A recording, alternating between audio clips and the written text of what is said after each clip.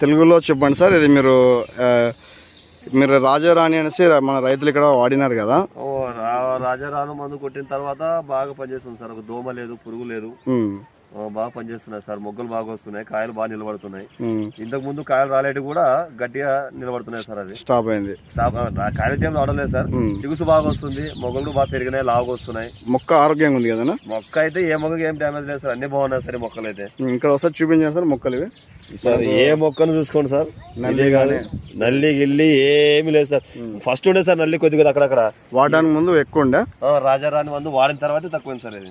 లేకపోతే ప్రతి ఒక్క ఆకు ఇట్లా నల్లిలాగా పూర్తిగా ముదురుకొని పోతుంది సార్. ఇట్లా ఇప్పుడు లేదు సార్. మెత్తదనం చాలా బాగుంది మొక్క, బాగుంది సార్.